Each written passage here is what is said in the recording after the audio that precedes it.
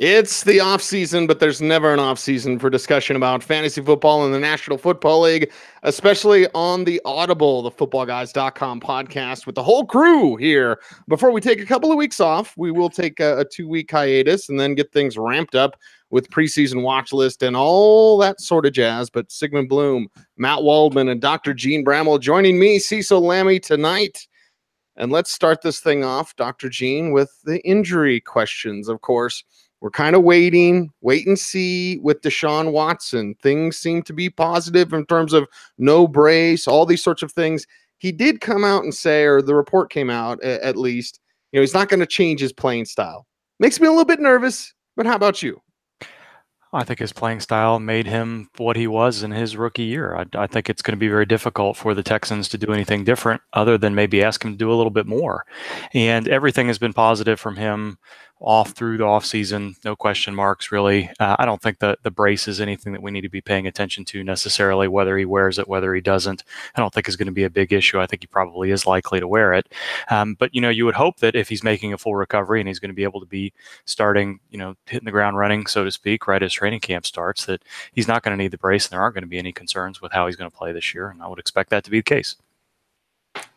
Gene, if you were one like David Dodds, Moral Tremblay, Jason Wood, Bob Henry, the great projectors of footballguys.com, and you had to pin down one number for how many games Sam Bradford was going to play this year, about where would you put that number? I think there's a good chance that he can remain healthy enough to be available for every game. But I still think, and you guys correct me if I'm wrong, I think Sam Bradford's availability this year is going to have as much to do with Josh Rosen and how well he assimilates the playbook and begins to play with his teammates as whether or not Bradford's knee remains healthy. Now, we know there's probably not much cartilage in that knee, depending on if he takes a funny step or gets a funny hit or anything happens in and around the pocket, that he could definitely, miss an extended period of time. So I don't know where I would put the over-under game-wise. You know how I like to approach the injury-prone label.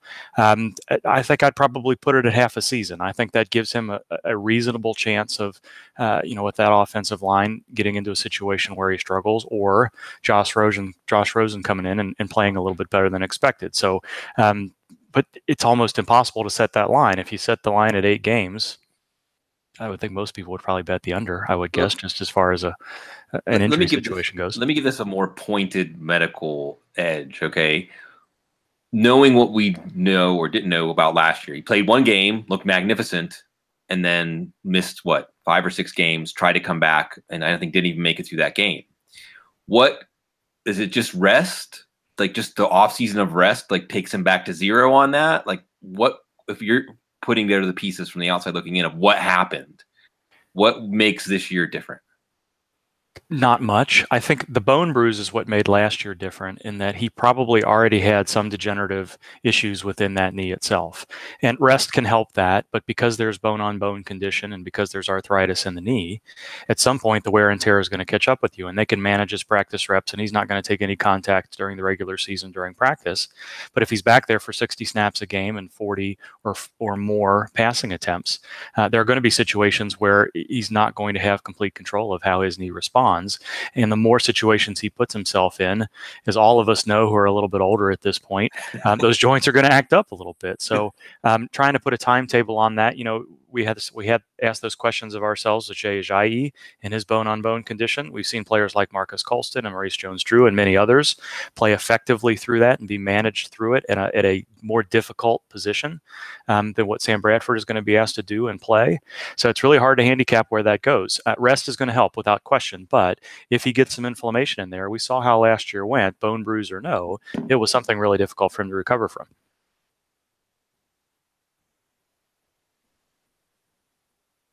Sorry, Gene. All right. Mute button.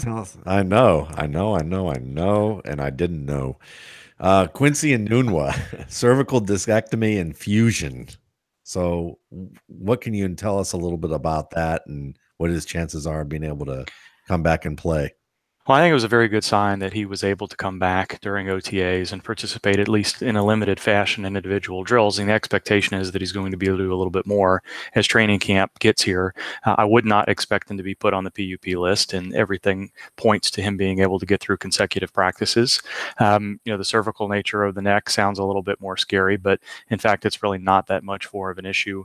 When there's a fusion involved as a lumbar spine, the lower back is a little bit more of an issue when you have those procedures. So I don't think that he would have been cleared to return to practice if there was going to be any concern about his physical nature. Anytime you've got a degenerative condition like that, whether or not it's been repaired and recovered or not, you have to worry a little bit about some compensatory and some conditioning issues. But as it stands right now, you'd expect him to be able to come back and participate in training camp and be ready to go in week 1.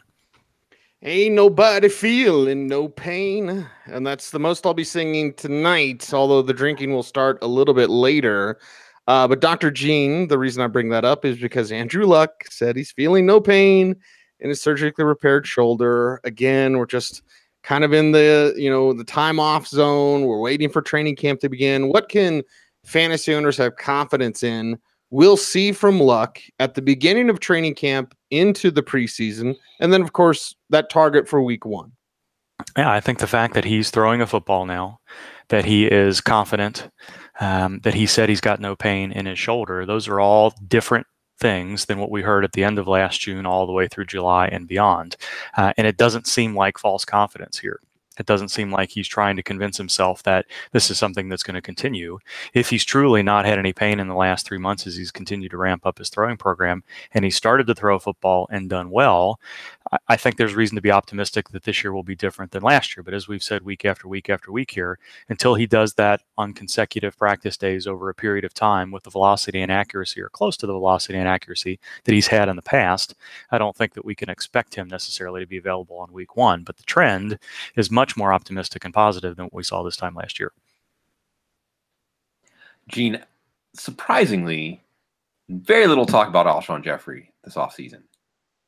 Perhaps maybe we could spin this positively and say, well, for how well he played in his first year, new quarterback, new team on a prove-it deal, created enough confidence for the team to sign him to a long-term deal, played, I believe, the whole season with that rotator cuff injury. That's why we're just yada-ing his recovery, and training camp's going to start, things going to be fine. I don't think his ADP reflects that he hasn't been in OTAs, that he had a somewhat serious surgery, although maybe for wide receivers, because he played well enough with it, how could it be a problem? Should his ADP reflect his serious offseason surgery more, or does his ADP reflect the little worry that we should have about this? I think there's reason to worry until we see him back on the practice field and being able to do stuff. But this isn't the same situation as a labral surgery for a quarterback like Andrew Luck. This is a situation where if Jeffrey loses a little bit of range of motion and maybe he's not able to high point the ball as well as he had in the past, he's still a very physical player at the catch point there, and I would expect that continue maybe if he just hadn't had the stretch that he's had before. So he's out of the sling. It suggests that his rehab is progressing well. It was going to be a 5 to 6 month recovery period anyway. It would not be a shock to see him start training camp on the PUP list, although I'm not sure that's expected right now.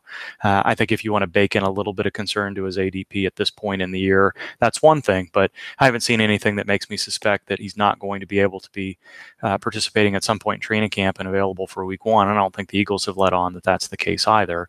So unless we see a PUP situation that's lingering into the second or third week of training camp and we're not sure when he's going to be able to get back, then there's some reason for concern. But this is not an injury that's going to affect his conditioning. Really shouldn't put him in a situation like a hamstring strain or something else where he might have a reconditioning injury or compensatory situation as we get into the early days of training camp and he really ramps up his conditioning. So until we hear otherwise from the Eagles or we see some indication of a setback in his rehab, I think there's reason to believe that he's going to start week 1 healthy.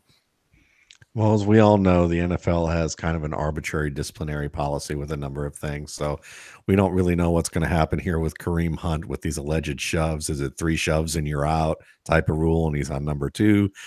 Does 2 shoves equal a punch? I don't know. I don't want to be too, comical about the nature of this stuff. But certainly that leads us to Spencer Ware, who's had, an LCL and PCL repair.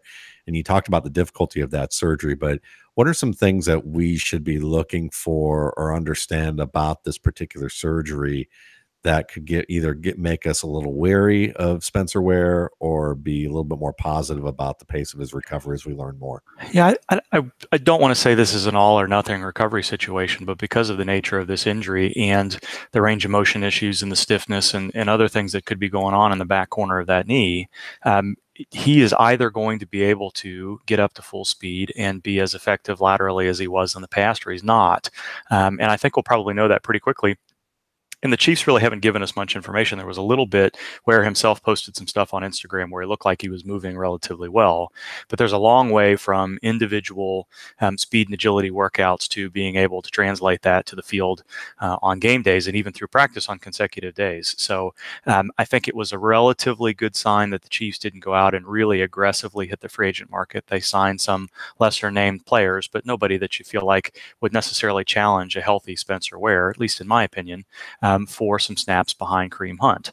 And Hunt himself is dealing with some hamstring things that the Chiefs are saying aren't necessarily that big a deal, but it remains to be seen whether one or both of these guys is going to be passing a physical and cleared to practice right away at the beginning of training camp here as we get to the end of July. So what should we watch for? Evidence that he needs to be managed early in camp. Does he start camp on the PUP list, first of all? Can he practice on back-to-back days? How does he look? Is he cleared to participate very early in those preseason games? Do we see him in preseason week 1 or week 2? And then if we do, watching the film to see how he does, if he plays against backups or if he plays against starters, to see if he looks in any way similar to how he did before his injury. I think those are going to be the keys. Is Dr. Jene Bramel of Footballguys.com. You follow him on Twitter at Jene Bramel. You check out his Second Opinion blog and his work for Footballguys.com. Of course, each week here on the Audible Live as well. Again, we will be taking a 2-week break as everyone goes on vacation in the NFL. So we'll bid you adieu this evening. But Dr. Jene, a few more rounds, if you will, my good man. And I want to ask you about the Dante Fowler situation. It's kind of an unknown upper body thing. Just Fowler in general. You've got the rumors building mainly about him, although Rich Simony from ESPN New York did mention Shane Ray in a report. I don't necessarily buy that in terms of Shane Ray being on any sort of trade block or anything like that, but you both have first-round picks, that fifth-year options weren't picked up, that injuries have played a role as to why that happened. And Simony did highlight in this article on ESPN.com, like, yeah, I probably don't believe the Ray rumors, but maybe Fowler could be the answer for the Jets' problems at pass rusher. But what's the problem just with his health status in general? Yeah, this one reads like an NHL injury where they just say upper body, lower body, left versus right. You don't get much more information than that. There was a report that was on Twitter from a local radio person who said that he'd lost some muscle mass in his upper body. And then you wonder, was it a pectoral injury where he didn't have to have surgery, but there was some time to recover? Maybe it was a tricep, bicep, that sort of stuff. You wonder about those sorts of things. There hasn't been any report of surgery. And if that's the case, then we're probably going to see him available in training camp. And we've seen pass rushers kind of suffer through upper body injuries and do okay. Fowler's game is not necessarily an edge speed rushing game. So he's going to have to do something leverage wise on the outside. And maybe you can protect him by putting him on the opposite side of where his injury is. But until we know a little bit more, it's hard to know. But I think, the prescient issue there is that the Jaguars, even though Fowler had shown off and on flashes, decided not to pick up that fifth-year option. And maybe they do know that there's going to be a little bit of an issue in him being ready earlier in the season until he gets some of the conditioning and muscle mass back. And he's on kind of a prove-it situation here. So you can see that in both ways. That may be good for Fowler. He knows in order to get a decent-sized contract extension that he's going to have to be very effective this year in chasing that contract. Or, it's going to be a situation where we're going to find out that this injury was a little bit more difficult than we expected for him to recover from. And I think as so many of these players with their uncertainty as we go through May and June in the OTA in the OTA season, that we won't know until July at that PUP list whether or not the team's really concerned about the injury or not. Gene, with that in mind, what round would you take the Jacksonville defense? I think that I think there's much more to I'm going to ignore that question entirely and just talk about because I think there's much more to Jacksonville's defense than Dante Fowler. I think that defensive line can be very effective without him. They've got pass rushers all over the place now. Jalen Ramsey on the backside. They've improved the safety core as well. Telvin Smith is there, and Miles Jack really came into his own last year as well. So there's a ton of talent there, whether or not Dante Fowler is available. Yeah. And I'll let you guys decide whether or not a fantasy team defense should be drafted ever. Yeah, well, I just wanted to see if I could get you grouchy about team defenses, because Jacksonville's team defense was actually the highest scoring team defense in fantasy in a long time. But I'm not going to derail us into that any longer. Another shoulder injury, another player who didn't perform in OTAs. And it's interesting because you see these winners and losers from OTAs, and a lot of the Colts losers from OTAs included Marlon Mack, not because of anything he did wrong, just that he wasn't able to perform. Unlike Alshon Jeffery, who's giving us some reassurance, running back does seem kind of important, your shoulders holding up. What should we be watching for? And there's some other players, Demaryius Thomas, you mentioned Kareem Hunt, players when we see the open of training camp, Marlon Mack, what should we be watching for? Because it isn't like they're probably going to test that shoulder early. It's going to have to do with whether or not he's available early in training camp or not. This was something that he played with and managed all the way through last season. I think he showed up on the injury report with it as early as September last year, and then didn't spend a lot of time on the injury report because they just decided he was going to practice and play through it, presumably because there was not too much instability in that joint to risk him on a week-to-week basis. And then presumably because that's the case, because it was a known injury, that it was surgically handled fairly early in the offseason. So when you look at kind of a 6 to 7 month recovery, we don't know exactly when the surgery was, but if we presume that it happened in January, then you'd think he'd be available at some point in training camp. So again, is he a PUP candidate? Is he not? If he's not, and he's cleared for practice, he's likely been cleared for contact as well. And he's not somebody, again, those upper body injuries, we're not expecting to see a lot of conditioning, reconditioning, and compensatory situations with that. So if he's available in very early in training camp, then I don't think I'd have much concern with him.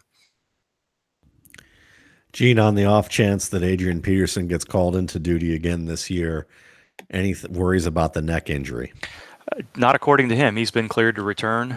He should be able to participate in training camp immediately if what we've heard is correct. There's not been an indication that the reason he's not been signed is because he would be unable to pass a physical.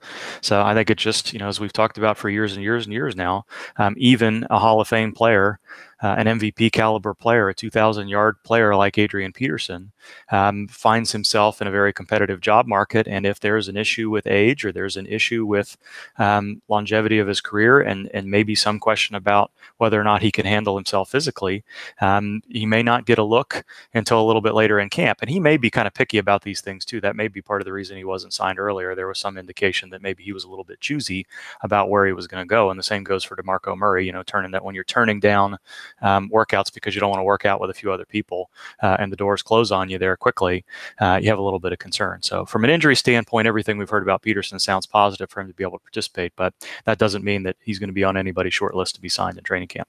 And Dr. Jene Bramel. Oh, go ahead, Matt. Just on a quick note, I just have to ask this because it's been a while. You still hopeful about Greg Childs? Yeah.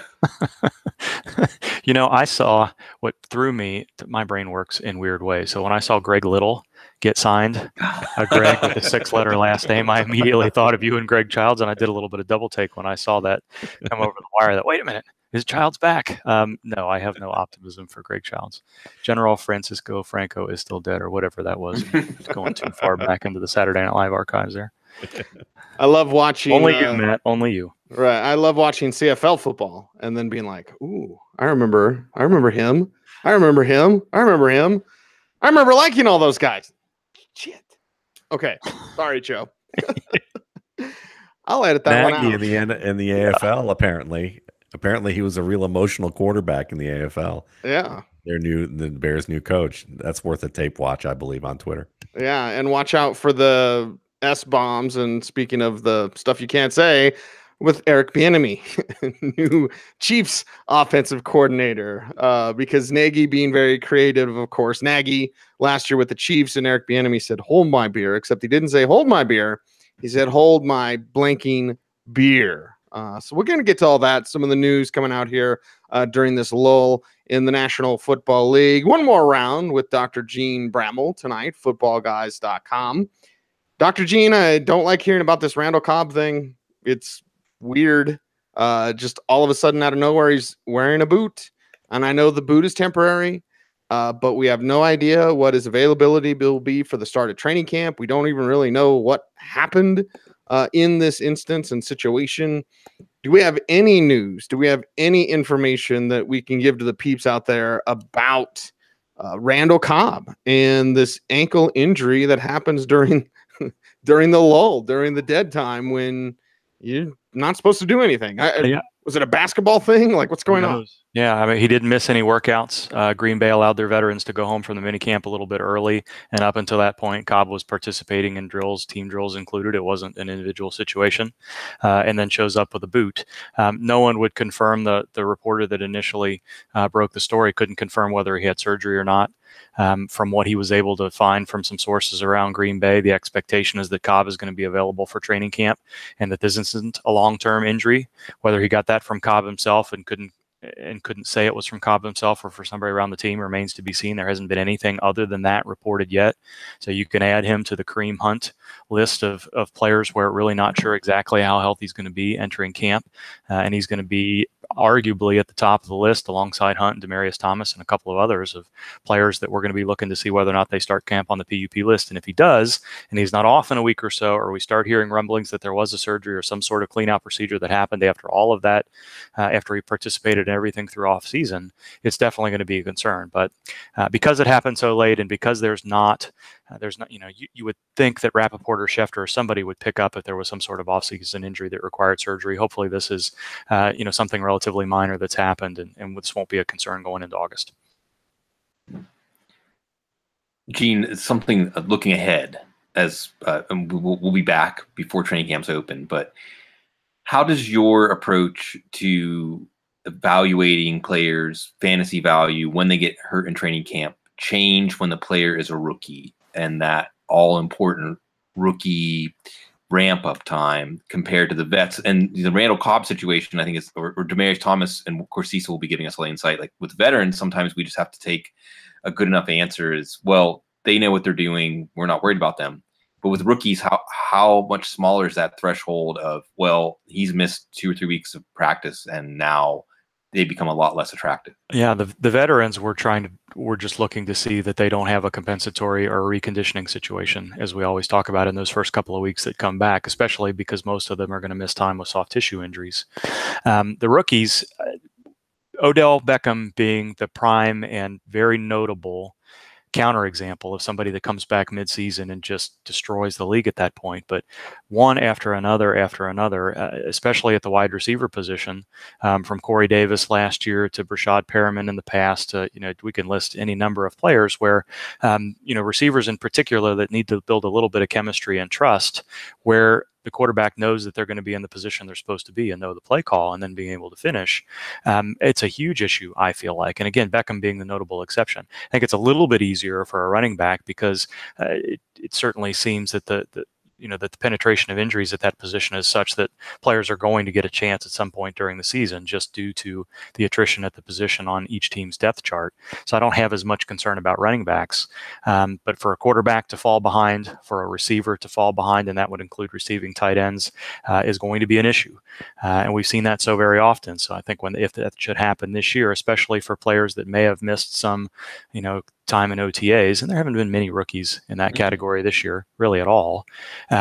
We saw that with Curtis Samuel, and he may be going through that again this year. One I could think of. Yeah, and that's a good example. And I didn't even add him to my list, but yeah, absolutely. We went through this with John Ross last year. I mean, we could spend a ton of time listing players like that. I think you have to be really concerned about it, and then you hope that by the end of training camp, you see them not only recovered, but getting some measure of inclusion in the playbook where they're being used a little bit more with the first team, whether it be in preseason games or not, for them to be trusted as having the potential to be significantly productive during the regular season. All right, so 2-part question to wind this up. The first part is Darren Sproles with his ACL reconstruction, being an older guy, being a smaller back, And the fact that Elliott Shore even speculated that he could be their starting back, way back in April, May in minicamp, he gave that kind of out there as saying it was a possibility. So I wanted to hear about Darren Sproles, but part two of that question is about kind of Shore speculation, because there was a nice little debate. I don't know if it was nice. There was a debate between two people that I actually respect, talking about running back size, and it was circulating around Tariq Cohen, and the fact that part of the debate was that Tariq Cohen could carry the load as a 5'6", 195-pound runner, and that he could carry the load for a team and be a dynamic starter. And I saw a couple of people chime in on that who I respect, who agreed with that notion.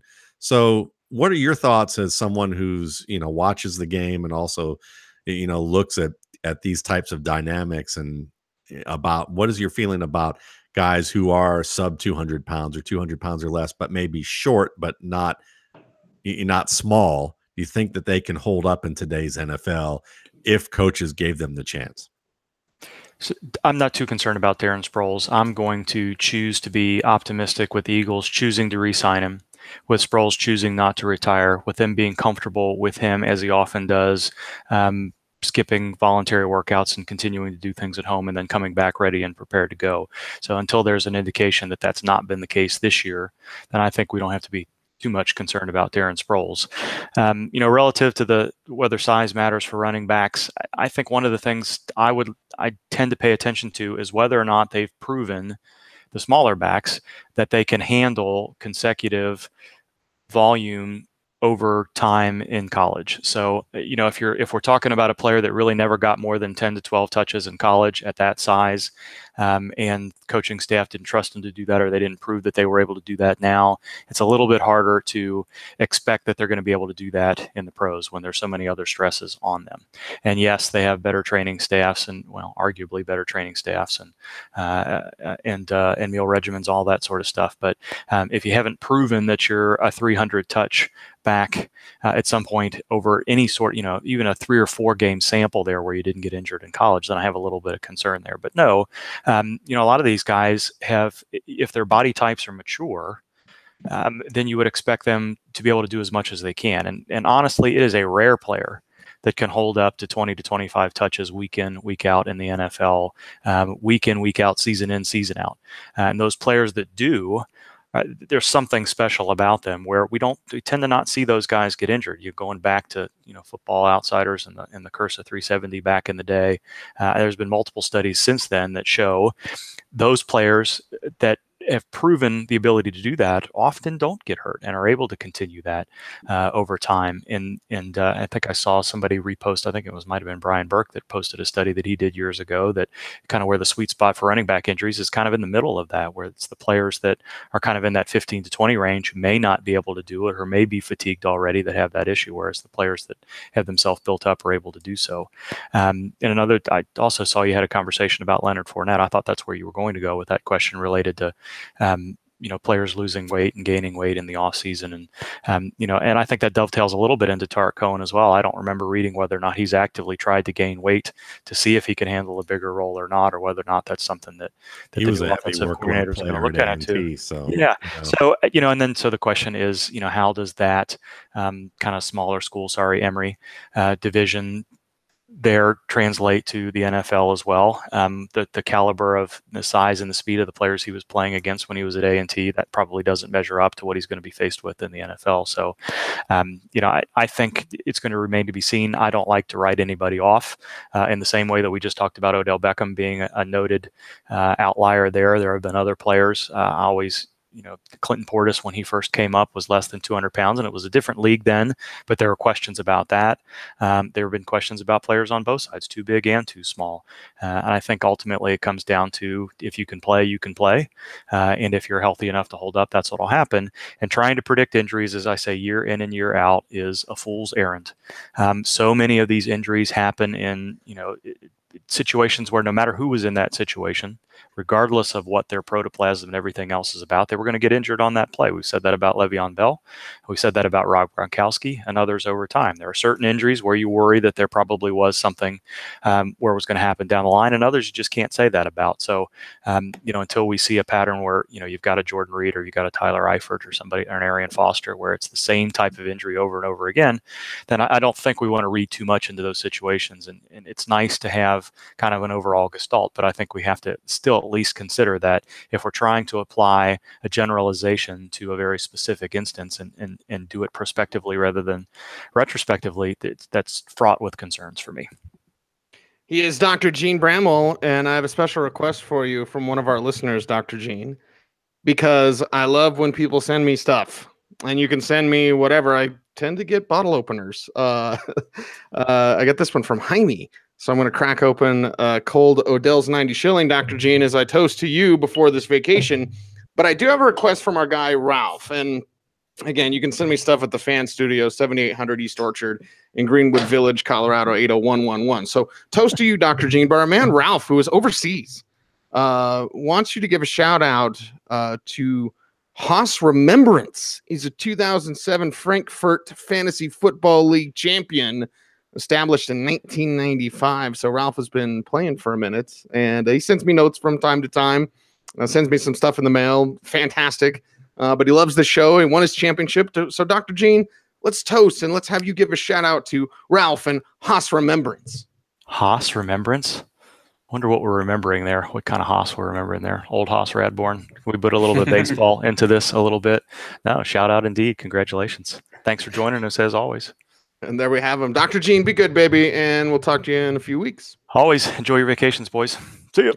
All right. Cheers to everyone out there as the Audible continues. Bloom, our man, Jason Wood. Man, I love that guy, right? Woodrow. He's the man, the king. And I happen to be actually looking at Twitter, and not just my @replies. It's just the way that I deal with social networking. It's not for everyone and whatever. And we're not getting into that discussion tonight.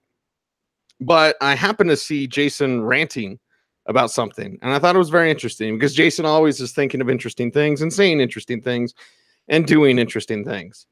He was talking about the people that blindly just say avoid quarterback. It seems, and again, don't we get these themes, guys, every single year in fantasy football? Like, what is the theme? Okay, go wide receiver early, take a tight end, blah, blah, blah. Like every single year, or running backs, dime a dozen, whatever. Like it changes. And every year there's something new. And people come out like that's the fresh take, and it's really tired and old and contrived and all these sorts of things. But Woodrow was pretty upset about the people just blindly saying, avoid quarterback. I believe he called it ignorant. I don't have the tweet in front of me, but whatever. So our man, Jason Wood of Footballguys, one of the OGs of Footballguys, is upset with that mindset. Bloom, where do you weigh in on this general avoid quarterback talk that seems to be dominating? Yeah. Rather cliche right now. Absolutely. I see and feel where Jason's coming from, because as the late round quarterback, JJ Zacharyson, mentality leaches further and further out into the hive mind, it pushes those elite quarterbacks further down the board. And this year, when someone like Drew Brees is the 7th or 8th quarterback off the board, or Cam Newton is the 6th or 7th quarterback off the board, then it becomes more attractive. Maybe not take one of the first quarterbacks off the board, but certainly be willing to not take be the last one to take your starter. Now, that being said, Alex Smith, Patrick Mahomes are often available outside of the top 10 or 12 quarterbacks, which is enough reason to wait. But I think another thing that's skewing this is the prevalence of best ball drafting as what we're all doing to prepare ourselves. And in best ball leagues, there's really no penalty for waiting at quarterback, because you're automatically harvesting the peaks of the quarterbacks you draft. You can take 3 and you're fine. But you can also look ahead to the schedule. Even someone like Andrew Luck, who we wouldn't be taking as truly an early round quarterback because you don't have to, finishes up the season with Houston, Dallas, but especially the Giants. And all 3 of those games are indoor games. You might look at somebody like Deshaun Watson and how strong he was last year for fantasy. He was the gold standard at quarterback. Bill O'Brien putting in an offense specifically for him this offseason. No signs that they're going to scale back his running or otherwise put him in a box in terms of his approach to the game.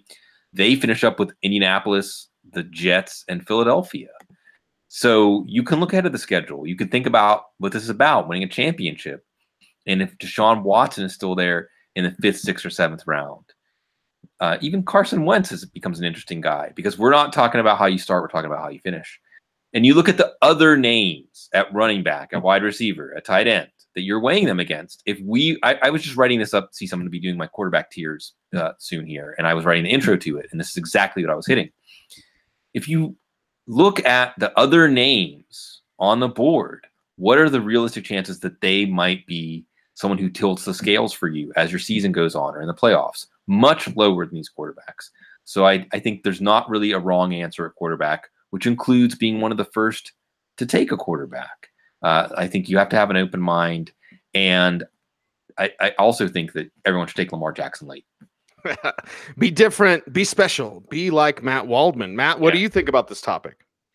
I mean, I think that really when it comes down to it, that as Bloom said, you look at the other names on the board. And I think that the way I like to look at this is that everyone likes to think about picks as safe picks and risky picks. And we're all deluding ourselves about any of these guys being really safe due to the injury factor. But we're all going to enter make-believe land in fantasy football because that's what we do, and say that, Antonio Browns are the safe picks of the world. And, and then guys like that was Marlon David Mack. Johnson last year, right? Right. Yeah, exactly. So you get that kind of thing. But when you look at someone like Cam Newton or Drew Brees and look at the range where they're being picked, who are the players around them that are available? Guys like Pierre Garçon or Sammy Watkins. Garçon's more of a safe pick. Watkins is more of an upside pick. You look at guys like Carlos Hyde or Delaney Walker and Corey Davis around Drew Brees. And I think that the point I'm getting at here is, when you start thinking about where you want to pick a quarterback, I think it's about determining where you want to take risks and what positions you want to take risks with.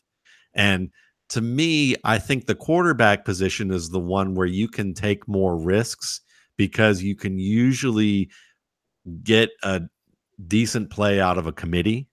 And that's the argument that JJ Zachariason always makes about that, is that you can get a committee, play with a committee and get late round guys and get better value. And you can take more chances than also with some of the earlier to mid round picks. So it depends on your league. It depends on the players that you're looking to take chances on. And you kind of got to look at it from that standpoint, because again, if you're playing it safe, Robert Woods is a really safe pick. I think he's a safer pick than a guy like Corey Davis. I think he's a safer pick than an older guy like Delaney Walker or Carlos Hyde, who might be, a couple games away from losing his job if he doesn't lose it by the end of this summer. May not even win that job. May not, yeah, exactly. And then you have Brees, who you can look at that and say, well, the fact that he's quarterback 7 or quarterback 6 and he has a better wide receiving core than he's had in the past few years, that says something too. And you can look at it from that standpoint and say, well, there's value. So the way I like to look at it is look through the ADP and consider who are picks that I really like and what's their risk level for real. Like, which of these guys, like Josh Gordon, I'm all in on Josh Gordon, but to me, he's a high risk pick. A guy like Sammy Watkins is a moderate risk pick, and I like him in the mid rounds. So then you start thinking about how many risky picks am I really going to budget myself for in a draft, and what are my alternate options during that time? And that to me helps determine whether I'm picking a quarterback early or whether I'm picking one, in the later end and going with a committee. It is the Audible Live. We've got the chat room fired up, reacting to me and saying cheers to you. Also, Matthias. We have such cool names on our listeners and our chat room here. He's from Brazil. He says, greetings from Brazil. Which rookie quarterback is the best option in dynasty leagues? Bloom, spoiler alert. You answered Lamar Jackson. Yeah. But if Josh Gordon is a value, as Matt Waldman has written for Footballguys.com, we're going to expand more on that. And if you look at the weapons, all right, no offense to John Brown, or Chris Moore, or Michael Crabtree, and whatever tight end emerges there. Hey, they got a pirate, right? And Hayden Hurst. Let them have it with the Pittsburgh Pirates. Yeah. You know, he got the yips. Baseball. I had Dean Brugler had written like he got the yips. The yips. Yeah, so I'd asked Mark Schlereth, whose son Daniel has been a major league pitcher. I was like, what the hell are the yips? So we did a little radio segment on that. But anyway, Bloom, when I look at the weapons in Cleveland and I think of, okay, guy run around, make some plays. Listen, we all love and respect Lamar Jackson. We promote him or talk about him in a positive light more than most. I'll just say that. Why isn't it Baker Mayfield? If the weapons are better, Nick Chubb running the rock, let's get into this discussion from Matthias, our listener from Brazil. And we also had Argentina representing in the chat room. It's awesome. We've always been international though here on the Audible. Baker Mayfield's number 2.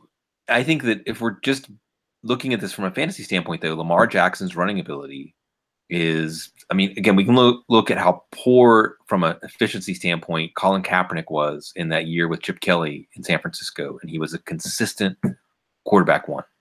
And so so if you project Lamar Jackson as basically a failure, a total failure, worst case scenario as a passer, he's going to be a low quarterback one. And there's a lot of upper ranges of outcomes. And I understand what you're saying about the weapons. I think that the Baker Mayfield Todd Haley marriage could be excellent, and then all those tools that they have around him, a good offensive line, it could be fantastic. And I would put Baker Mayfield ahead of Josh Rosen. And a lot of people I've seen in rookie drafts are taking Josh Rosen first of all the quarterbacks, and I'm not saying that that's a terrible move, and I would condemn doing that. So I moved Baker Mayfield up pretty significantly in my rookie rankings based on his landing spot, based on going number 1 overall. But at the same time, Lamar Jackson, I'm just glad this gives me another opportunity to emphasize this. Lamar Jackson has the highest fantasy ceiling of any quarterback in the NFL right now.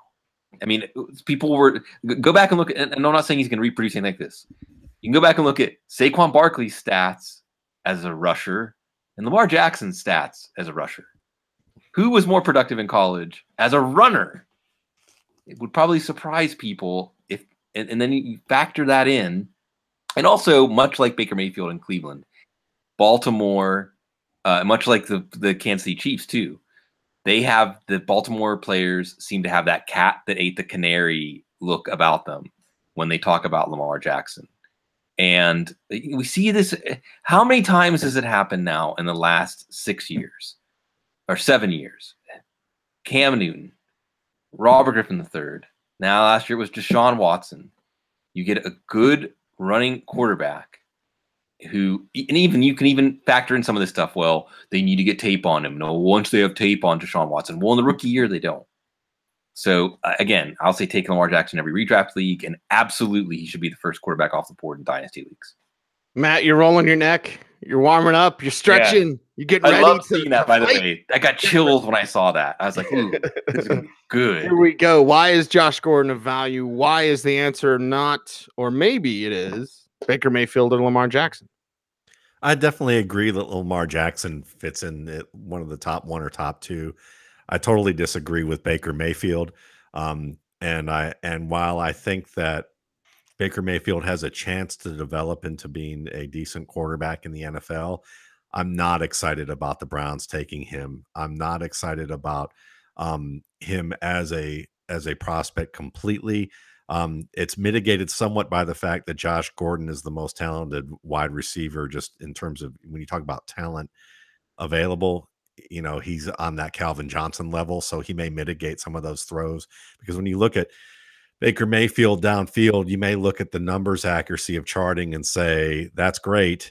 But then when you actually look at the film, you go, oh, a lot of 50-50 balls, a lot of Dante, a lot of Westbrook bailing him out. Yep. He is in the pew and he is on his knees in a situation. He's not on his knees, Matt. He's just really short. Oh, that's right. I forgot. So there's that part in there. And, you have to think about, does Russell Wilson levitate? I don't know what goes on there, but you have the situation. Nano bubbles. Yeah, right. Nano bubbles. That's it.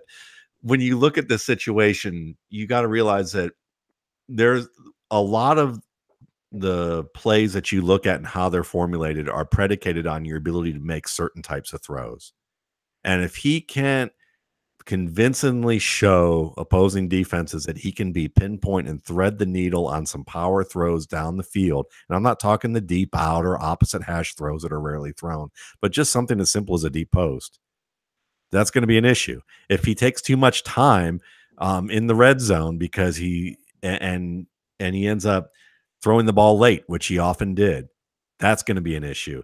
If he's trying to buy time outside the pocket and he doesn't like to stay inside the pocket, and he's on a Browns team where we already saw what Deshaun Kaiser did because he took too long in the pocket and he made this offensive line look like crap when it was actually not so bad, that's also going to be an issue. So I understand why they're saying he's not ready yet. Tyrod Taylor, what we know about him is that, well, he has a low interception rate. He buys time extraordinarily well in the pocket, while he also is able to run the ball extremely well. And we look at the Buffalo Bills offense and how well they ran a triple option scheme before the Carolina Panthers Part 2 decided to come to Buffalo Bills Town and junk anything original about that offense and basically make it a vanilla NFL old school offense that everyone knew was predictable and take anything good out of that run game. And you could see how that affected LaShawn McCoy's numbers. On top of the fact that, anytime, other than Sammy Watkins and an injured Robert Woods, which was pretty common for those two guys when they were in Buffalo, Tyrod Taylor was playing with wide receivers who were mostly backups at best and dropped the ball a whole heck of a lot, even though they were one of the worst in targets.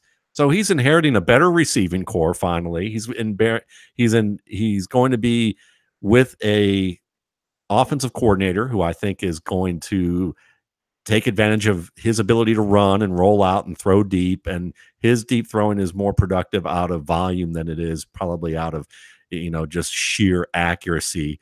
But at the same time, he does often throw a pretty deep ball. And because he can work outside and he does it wisely, I think that's going to be helpful. I think Tyrod Taylor starts most of the season as long as the bottom doesn't fall out with that offensive line early and he either gets hurt or this team, gets into a hole and Haslam gets, really nervous about it. To me, I would rather take Josh Rosen second, mainly because I think he's a more accomplished quarterback. I think he's a smarter player. I think that he has the arm talent. He already played behind a cruddy line. He already played in a situation with a coach that wasn't probably working with,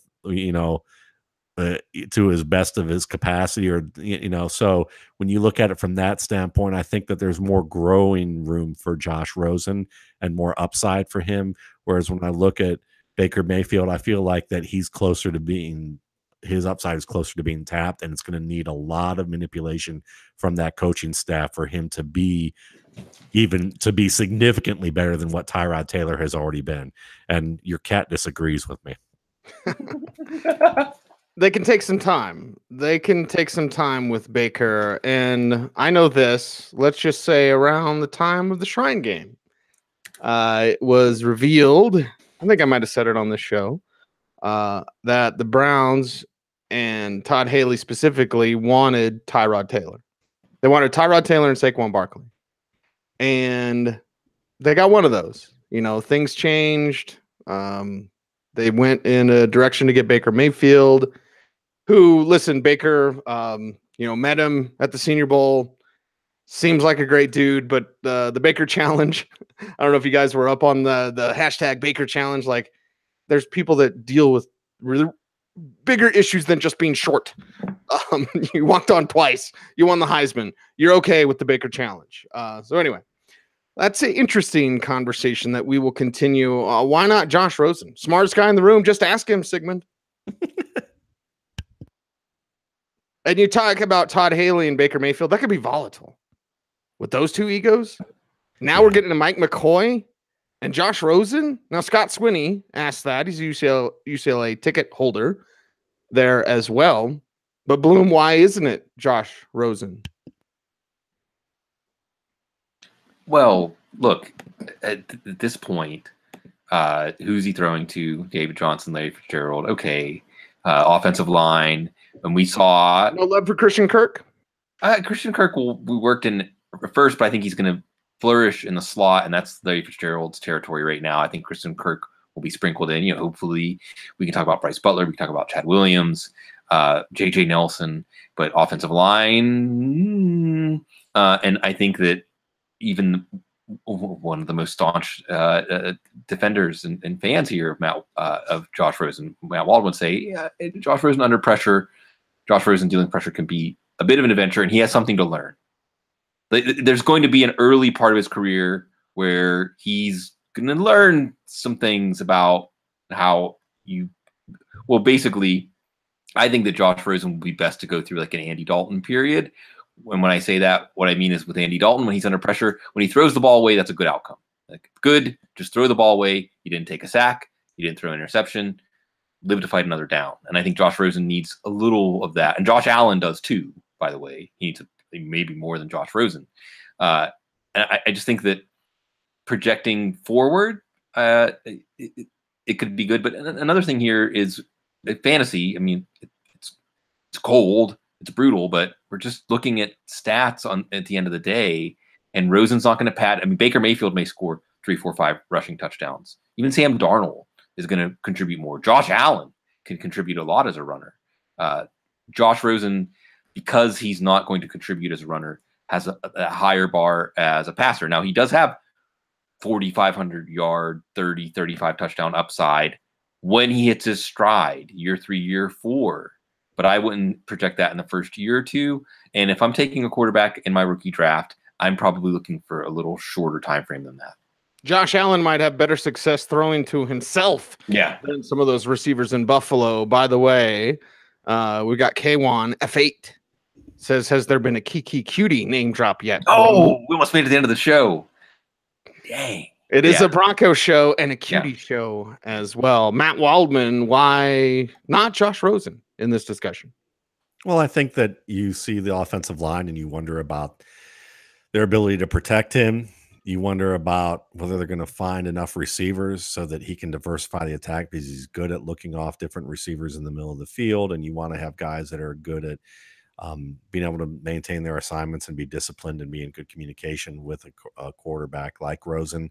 So there are more moving parts maybe that you're going to want him to be dependent on, because he's not going to just always make plays on his own. I think his mobility is a little bit underrated though.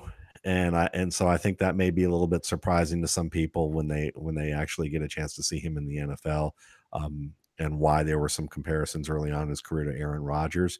But at the same time, you have to look at the fact that, the Cardinals offensively, they were trying to be a 7-step drop team last year, and that didn't work out very well.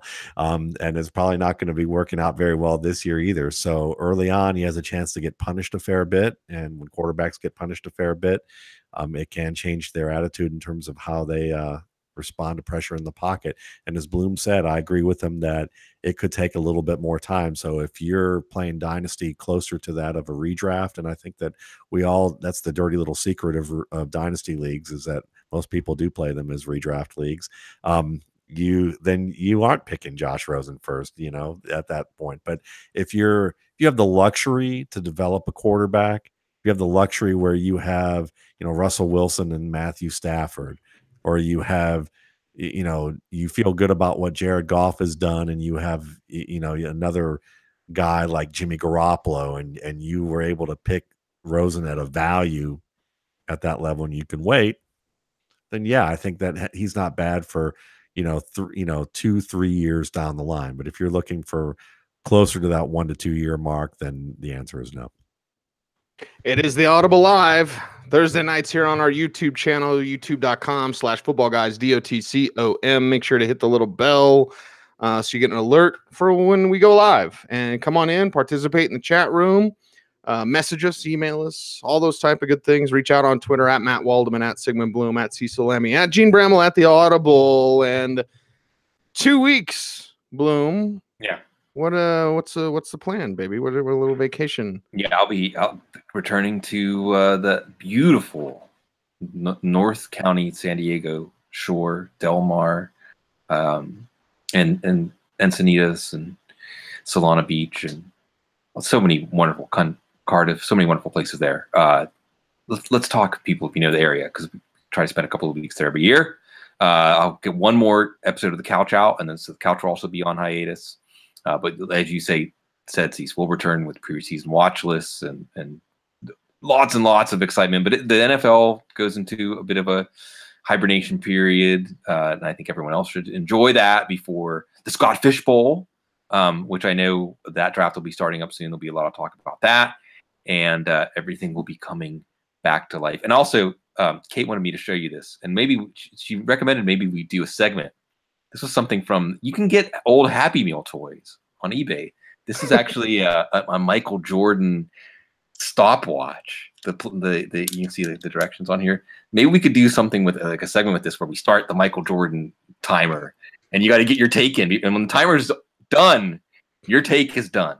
When MJ says you're done, you're done. That's right. You're out. And when MJ gets suspended for gambling, that's it. Or whatever happened when he played baseball. Exactly. For the Birmingham Barons. That's the baseball I know, Bloom. I had an Upper Deck Michael Jordan baseball card. It was a very coveted card back then. Not as good as the Ken Griffey rookie card, though, from Upper Deck. No. Anyway, Bloom, when you come to Denver, I need to get you to the new house, and I need you to get to the studio. Yeah. Mm-hmm. So anyway, Matt, 2 weeks off. What are you going to do? Man, I'm just getting started, actually. So I've kind of been I usually take it easy between May and June. And other than just some personal stuff because the rookie scatter portfolio is such a whirlwind. And you're like, don't sleep. Much. And then all of a sudden, April 1st hits, you're like, yeah, more like May, but yeah, like May to June, I'm like gone from there. So I've already watched my shows and done all that stuff. But yeah, I mean, I'm getting ramped up with a podcast. I'm getting ramped up with some work at the site, at the RSP site, and doing some stuff there, and obviously ramping up a lot at Footballguys. And the Josh Gordon piece was epic, by the way. I mean, it's Matt Waldman, so it's going to be epic. Well, I appreciate that. So we, that's kind of what's going on here. Next time you see me, though, it is very possible that this will be the last time that I'm broadcasting from this office. It may be from a living room of an apartment, or if things work out, it may be in a basement that is not decorated as of yet, or not even renovated. And for the next 2 years, I may be in a cement locker. But it'll be fun either way. As we're preparing to move. And what else I could say? Oh, and I like the fact that you recited that address, because that's actually down the street from where my pops lives, but he's moving to Tucson, Arizona. So I probably won't be getting a chance to come out to Denver as often, but I know exactly where you are, because I've driven out there to see my pops many a year, and also have just spent a lot of time growing up around the Denver area. So it was kind of funny when you mentioned that address, and I'm like, geez, he's in the same zip code. So that's great. Hey, it was 105 here today, so he's fine. He doesn't have to go to Arizona. Yeah, maybe he's just training there. Maybe when he leaves, the heat will leave. Maybe Pops will move to Arizona and Bloom will move here. I don't know. Anyway, on my vacation, I'm going to go spread my mom's ashes up on Casper Mountain. I've been waiting for the snow to clear off of Casper Mountain in order to do that. So, out there, just remember the love, everybody. I mean, Jesus, what we have to deal with as a society today. Everyone remember positivity. Everyone go forward. Listen to people with varying opinions on everything, and learn from everybody and love everybody. Come on, what the hell are we doing, man?